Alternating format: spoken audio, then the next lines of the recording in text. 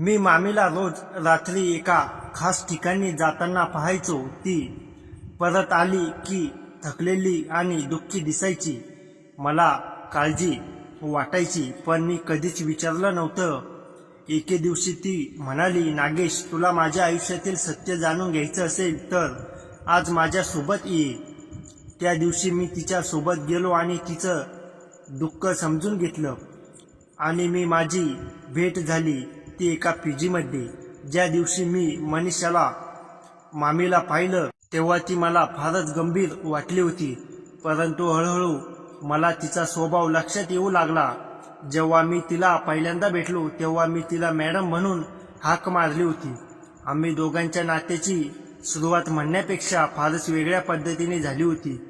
आई वडिलांनंतर मी माझ्या मावशीकडे राहत होतो, पण आता मावशी तिच्या पूर्ण परिवारासोबत कायमची परदेशात जायला निघाली होती. तिची पूर्ण फॅमिली तिथे सेटल झाली होती. मागच्या काही वर्षापासून काका परदेशात जॉबला होता. आता त्याने तिथे स्वतःचं घर घेतलं आणि तो परदेशात चांगला सेटल झाला होता. म्हणून काकांनी त्यांच्या पूर्ण फॅमिलीला परदेशातच बोलवून घेतलं, तेही कायमचं. पण मावशी मला तिथे घेऊन जाऊ शकत नव्हती. ती म्हणाली, परदेशात तू आमच्या सोबत येऊन काय करशील? तिथे शिक्षणाचा खर्चही फार आहे.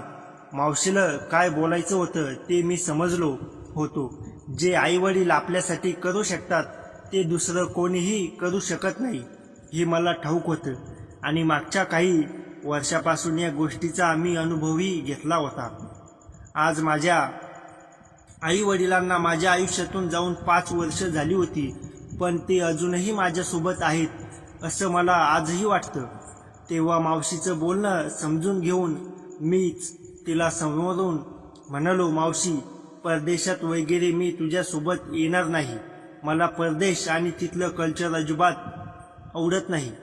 मावशी म्हणाली, तू चिंता करू नकोस, मी रोज तुला फोन करत जाईल आणि इथून जाण्यापूर्वी मी तुझी राहण्याची शिक्षणाची सगळी व्यवस्था करून जाते. मावशीने मला राहण्यासाठी एका पीजीमध्ये ॲडमिशन केलं आणि तिने कॉलेजमध्येही माझे ॲडमिशन करून दिलं होतं. ती म्हणाली, तुला काहीही किंवा कुठल्याही गोष्टीसाठी मदत हवी असेल तर मला फोन कर, मी नक्की तुझ्यासाठी हजर राहीन आणि कधी मी नसले तरी मी कोणाला ना कोणाला तुझ्याकडे नक्कीच पाठवेन. मी मावशीचे आभार मानले. आजपर्यंत तिने माझ्यासाठी जेही केलं होतं ते माझ्यासाठी खूप होतं.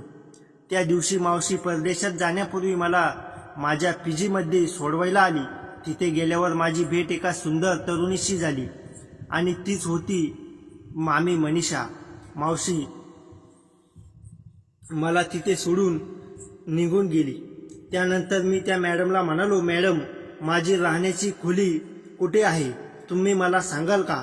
तेव्हा त्या म्हणाल्या, बहुतेक तू थोडासा सायलेंट दिसतोय. इथे आल्यापासून तुला बघितलं नाहीस का?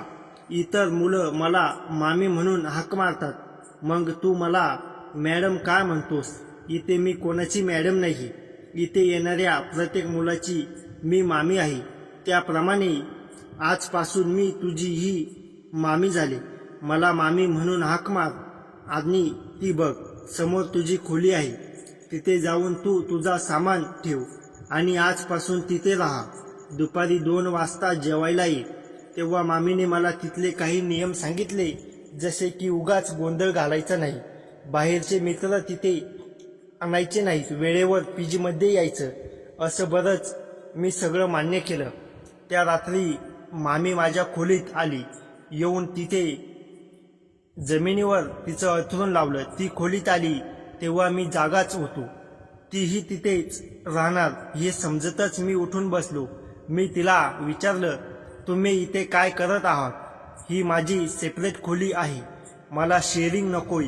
मला एकटं राहायला आवडतं. मगापासून 5 मिनिटं झाली मी बोलत होतो आणि ती माझ्याकडे दुर्लक्ष करून तिचं काम करत होती. मग मी तिला म्हणालो, मामी, तुमची दादागिरी चालणार नाही. मी आत्ताच मावशीकडे तुमची तक्रार करतो.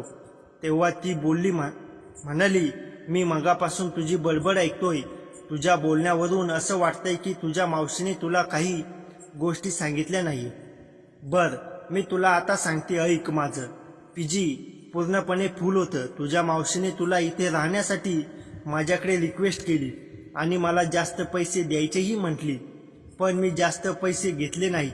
तुमची गरज ओळखून मी तुला मदत केली आहे. ही खोली माझी आहे आणि मी तुला माझ्या खोलीत ॲडजस्ट केले, तेही जास्त पैसे न घेता. खरंच समजताच मी मामीची माफी मागितली आणि शांतपणे झोपी गेलो. दुसऱ्या दिवसापासून माझं कॉलेज सुरू झालं होतं. मी वेळेत उठून नाश्ता करून कॉलेजसाठी निघालो. असेच दिवस जाऊ लागले. बघता बघता महिना उलटला. लवकरच आमची ओरल सुरू होणार होती, म्हणून मी आता रोजच्या वेळेत न झोपता जागा राहू लागलो होतो. आणि तेव्हाच माझ्या नजरेत काही गोष्टी आल्या. त्या रात्री मी नुकताच अभ्यास करून पाठ टेकवली होती आणि तेवढ्यात खोलीचा दरवाजा उघडला. तेव्हा रात्रीचे 1 वाजले होते. मी मामीला आत येताना पाहिलं. ती जेव्हा तिचं अंथरूण लावत होती तेव्हा ती मला फार थकलेली दिसत होती. ती मला अडखळताना दिसली. एवढ्या रात्री उठून मी तिची विचारपूस करावी ती गोष्ट मला योग्य वाटली नाही, म्हणून मी माझं शांत झोपी गेलो. ती गोष्ट रोजच होऊ लागली. कधी मध्यरात्री 2 तर कधी 3 वाजता मामी मला थकलेल्या अवस्थेत खोलीत येताना दिसू लागली. हळूहळू तिची अवस्था मला फारच विस्कटलेली जाणू लागली, पण आजपर्यंत मी तिला काही विचारलं नव्हतं. एकदा सुट्टीच्या दिवशी पीजीमधील बरीच मुलं त्यांच्या कॉलेजच्या मित्रमैत्रिणींसोबत बाहेर फिरायला गेली होती, तर काही मुलं त्यांच्या घरी फॅमिलीला भेटायला गेली होती. पण माझी ना कोणी फॅमिली होती ना मी बाहेर कुठे फिरायला गेलो होतो. तसे माझे कॉलेजमध्ये मित्र होते, तेही सुट्टीच्या निमित्ताने ट्रिपला गेले होते, परंतु ट्रिपसाठी माझ्याकडे पैसे नव्हते, त्यामुळे मी पीजीमध्येच होतो. मोजकी 2-3 मुलं त्या दिवशी पीजीमध्ये होती. दुपारी जेवण झाल्यावर सहजच फेरफटका मारत मी टेरेसवर पोहोचलो.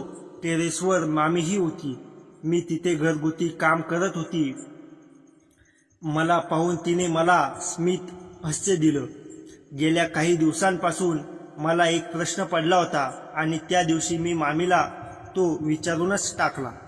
मी तिला विचारलं, मामी, तुमचे पती कुठे दिसत नाहीत? नेहमी तुम्ही एकट्या असता.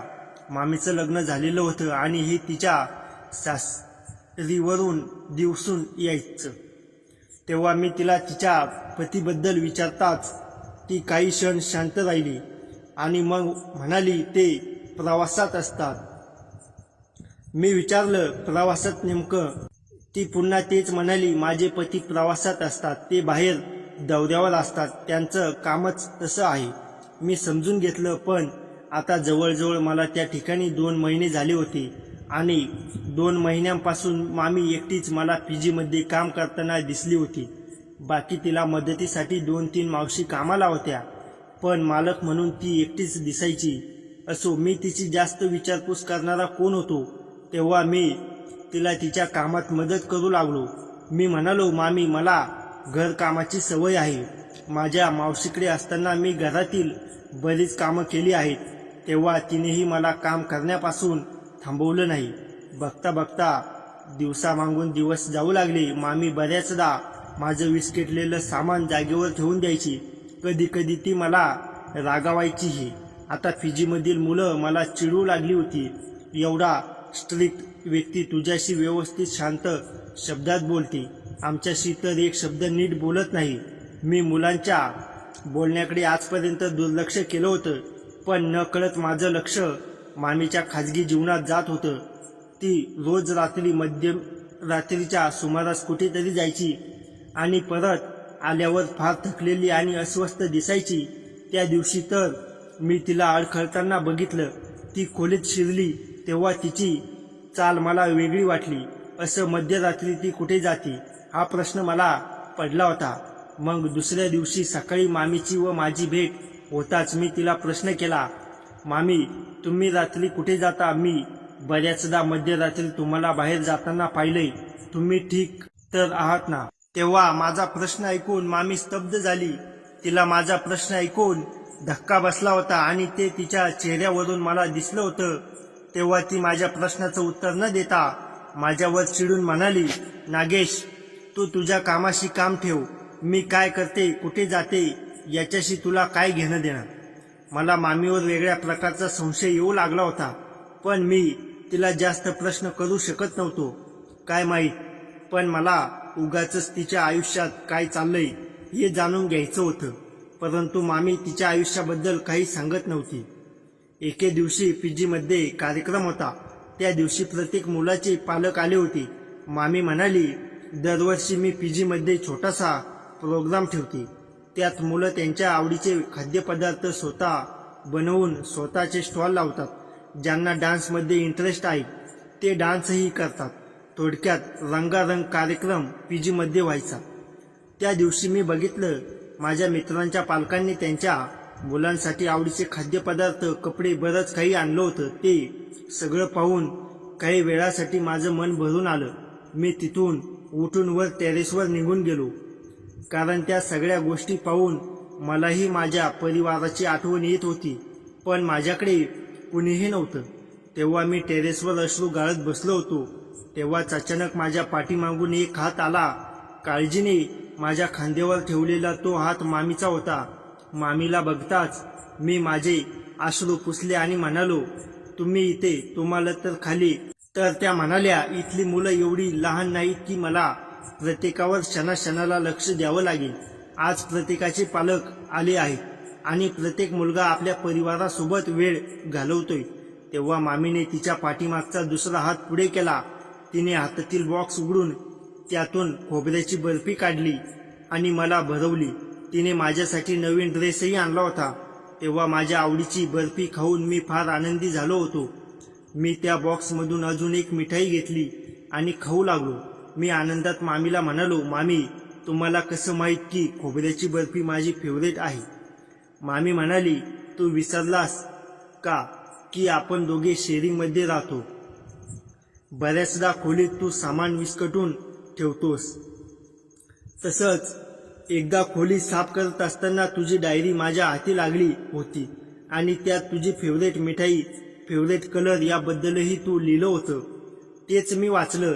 आज सगळ्यांचे पालक आले आहेत आणि तेच पाहून तुझ्या डोळ्यात पाणी आलं ना. आज नंतर एक गोष्ट लक्षात ठेव, तू एकटा नाहीयेस. मी आहे इथे तुझ्यासाठी. मामीने त्या दिवशी माझं मन जिंकलं होतं. मी एकटा आहे असं तिने मला भासू दिलं नाही. त्या दिवशी मी मामीसोबत गप्पा गोष्टी केल्या. मला वाटतच नव्हतं की ती आमच्या पीजीमध्ये मॅडम आहे. असं होतं जणू ती माझं कुटुंब आहे, कोणीतरी माझ्या जवळची व्यक्ती आहे असंच वाटत होतं. त्या दिवसानंतर मुलांमध्ये कुजबूज चालू झाली होती की मामी पीजीमध्ये सगळ्यात जास्त मला अटेन्शन देते. एका मुलाने मामीला आणि मला त्या दिवशी गप्पा गोष्टी करताना पाहिलं होतं आणि त्याने उगाच्या गोष्टी पसरवल्या होत्या. नकळत मलाही मामी माझ्या जवळची व्यक्ती आहे असं जाणवू लागलं होतं. आता मला तिच्या आयुष्यातील प्रत्येक गोष्ट जाणून घ्यायची होती. तसंच गेल्या काही दिवसांपासून मी जे बघत होतो ते नेमकं काय आहे हे मला जाणून घ्यायचं होतं. एके संध्याकाळी पावसाळ्याची हलकी सर येत होती. पीजीच्या टेरेसवर आम्ही दोघेच होतो. ओल्या हवेत मामीचे केस विस्कटलेले होते. तिने माझ्याकडे पाहिलं आणि हळूवार असत म्हणाली, नागेश, तू माझ्यासाठी खूप काही आहेस हे तुला माहिती का? माझं हृदय ठोकी करू लागलं. मी शांतपणे म्हणालो, मामी, तूही माझ्यासाठी तशीच आहे. मी तुला एकटं राहू दिलं नाही. तिने माझा हात हातात घेतला आणि म्हणाली, आपण दोघेही एकमेकांचे आधार आहोत. हे नातं मला जपायचंय. तिचे डोळे भरून आले. मी तिच्याकडे पाहिलं. तिच्या चेहऱ्यावर सुखाची ओलसर चमक होती. त्या क्षणी आम्ही एकमेकांच्या डोळ्यातले दुःख आणि विश्वास ओळखला. आम्ही शब्दांशिवाय एकमेकांच्या जवळ आलो, फक्त भावनिक आधार म्हणून. तिने माझ्या डोळ्यात पाहत म्हटलं, तू माझा परिवार आहेस. हा एक शुद्ध प्रेमळ. मी मामीचा पाठलाग करायचं ठरवलं की ती मध्यरात्री कुठे जाते, पण तिने मला तिचा पाठलाग करताना पकडलं आणि ती माझ्यावर खूप रागावली. ती म्हणाली, माझा पाठलाग करणारा तू कोण आहेस? मी तुझ्याशी थोडं गोड बोलले, तू माझ्यावर हक्क गाजवू लागलास. मी मामीला समजावत होतो, मी हक्क गाजवत नाहीये, मला फक्त तुझी काळजी आहे. म्हणूनच मी तुझा पाठलाग करत होतो की तू मध्यरात्री कुठे जातेस आणि जेव्हा तू परत येतेस तेव्हा तुझी अस्वस्थता अशी विस्कटलेली का असते. त्या दिवशी मी पुन्हा एकदा तिला तिच्या नवऱ्याबद्दल विचारलं. ती माझ्यावर चिडली, म्हणाली, तुला माझ्या आयुष्याबद्दल जाणून घ्यायचं आहे ना, मग चल, आज मी तुला संधी देते.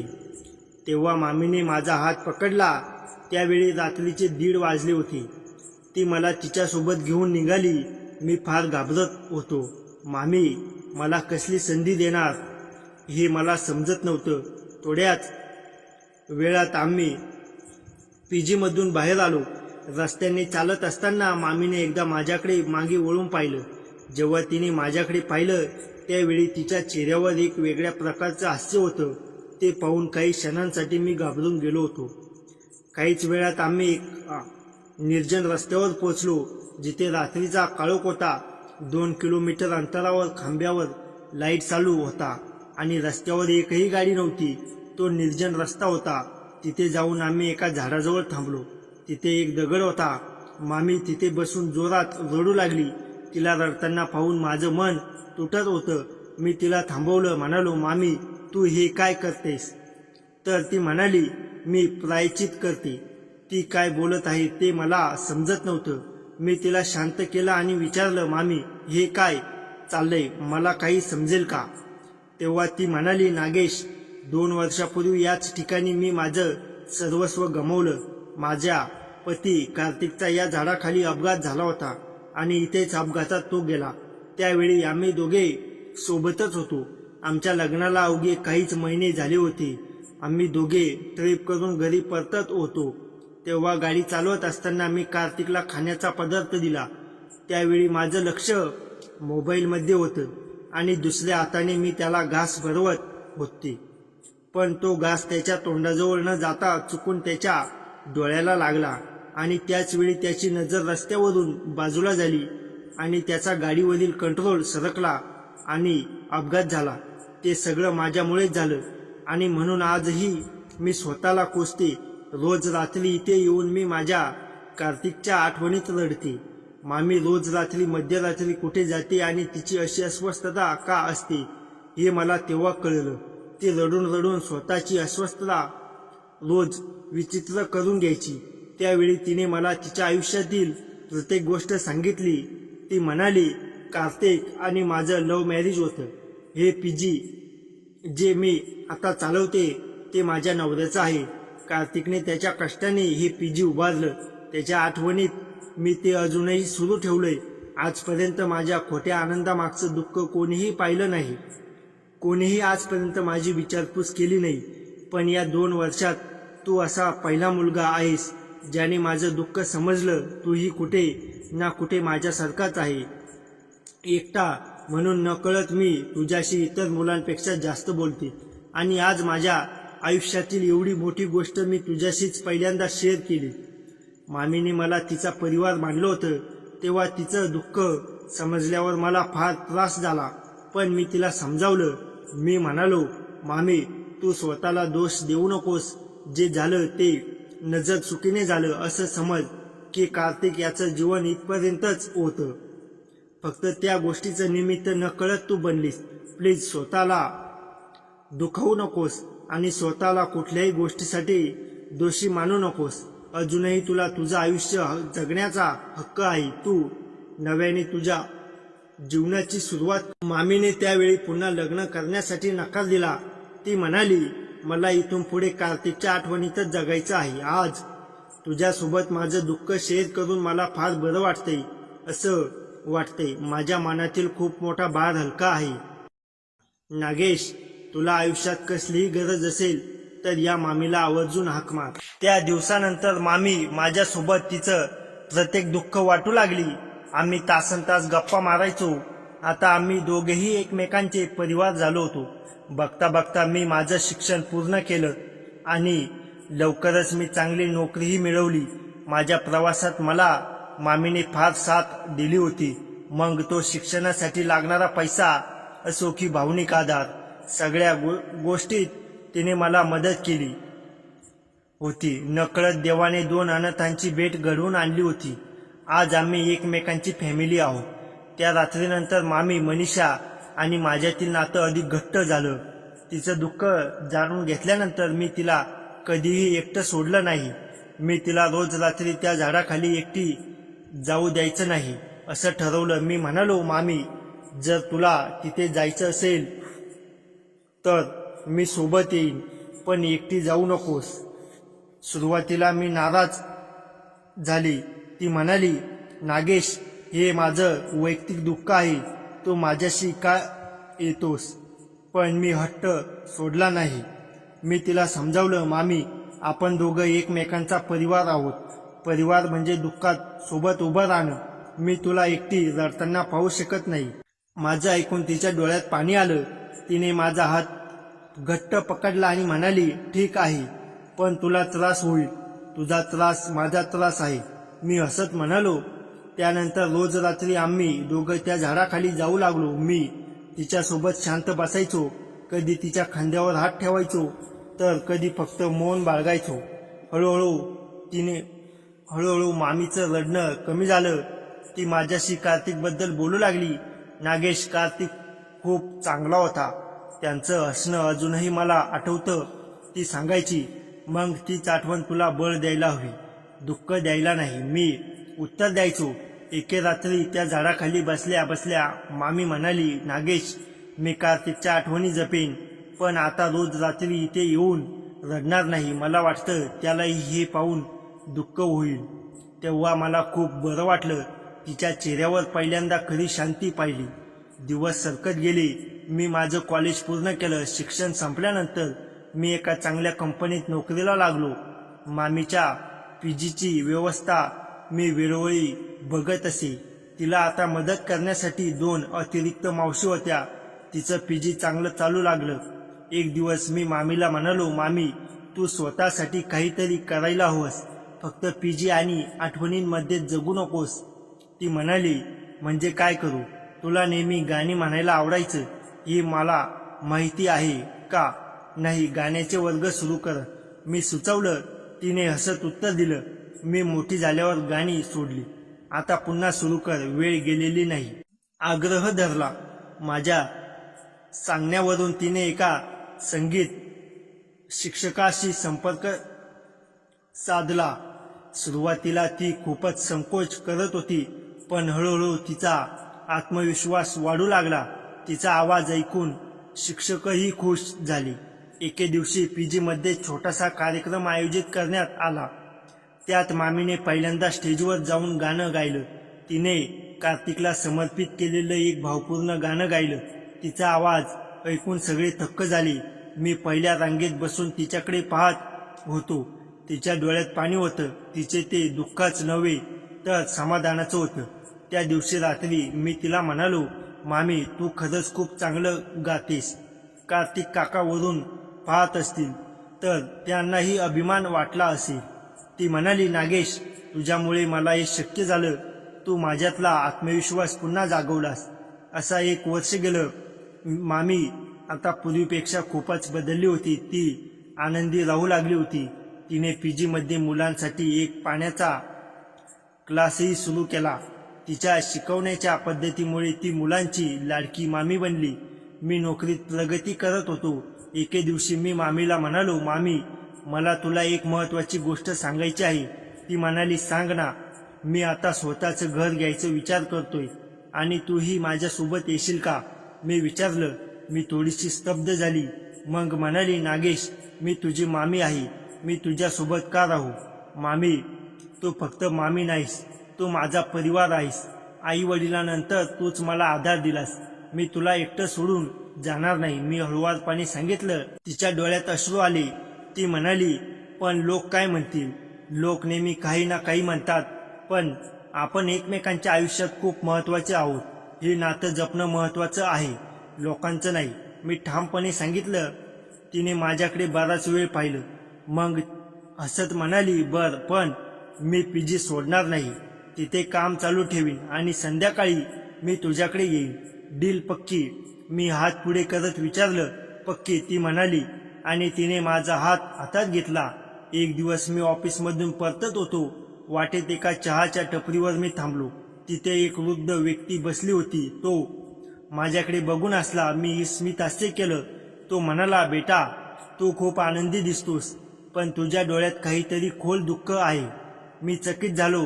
त्याने अचूक ओळखलं होतं. मी म्हणालो, तूही बरोबर आहात. माझे आईवडील गेले, पण माझ्यासाठी एक व्यक्ती आहे जी माझं सगळं काही आहे. ती कोण आहे? त्याने विचारलं. माझी मामी. तीही आयुष्यात खूप दुःख सहन केलंय. मी सांगितलं.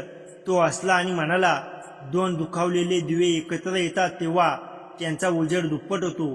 तुझं नशीब चांगलं आहे की तुला असा साथीदार मिळाला. तो व्यक्ती उठून गेला. त्याच्या बोलण्याने माझ्या मनात एक वेगळीच शांती भरली. काही महिन्यांनी मी स्वतःचं छोटंसं घर घेतलं. मामी रोज संध्याकाळी येऊन माझ्यासोबत जेवायची, गप्पा मारायची. ती अजूनही PG चालवत होती. तिची गाण्याची क्लास खूप प्रसिद्ध झाली होती. एकदा ती म्हणाली, नागेश, मला कार्तिकच्या नावाने एक छोटासा ट्रस्ट सुरू करायचा आहे, गरजू मुलांच्या शिक्षणासाठी. किती सुंदर कल्पना आहे. मी तुझ्यासोबत आहे. मी उत्साहाने सांगितलं. अशा प्रकारे कार्तिक मेमोरियल एज्युकेशन ट्रस्टची स्थापना झाली. सुरुवातीला फक्त काही मुलांना मदत मिळाली, पण हळूहळू त्या ट्रस्टचा विस्तार झाला. मामीच्या चेहऱ्यावर आता खरा आनंद होता. ती आता कार्तिकच्या आठवणी रडत नव्हे, तर त्यांचं नाव अमर करत होती. एके दिवशी ती मला म्हणाली, नागेश, मला वाटतं कार्तिकवरून मला पाहतोय आणि हसतोय. त्याला माझा अभिमान वाटत असेल. मी हसत म्हणालो, नक्कीच मामी, तू खऱ्या अर्थाने जगते आहेस. आम्ही दोघे एकमेकांच्या आयुष्यातले सूर्य आणि चंद्र झालो होतो. ती माझी मामी, माझी मार्गदर्शक, माझा आधार, आणि मी तिचा विश्वासू, तिचं सामर्थ्य. आयुष्यात दुःख येणं स्वाभाविक आहे, पण त्यातच रमून राहणं म्हणजे स्वतःला मृत्यूच्या हवाली सोपवणं. प्रत्येक दुखावलेल्या मनाला एक हात हवा असतो, जो त्याला उभं करेल. जर तुम्ही कोणाला असा हात देऊ शकत असाल तर नक्की द्या, कारण एक दिवस तो हात तुमच्यासाठीही उभा राहील. आणि हो, ज्याप्रमाणे मनीषा मामीने आपल्या प्रियकर कार्तिकच्या आठवणीत एक ट्रस्ट सुरू करून त्याचं नाव अमर केलं, त्याचप्रमाणे तुम्हीही तुमच्या प्रियजनांच्या स्मृतींना एक सकारात्मक दिशा देऊ शकता. दुःखाचा वापर समाजासाठी काहीतरी चांगलं करण्यासाठी करा.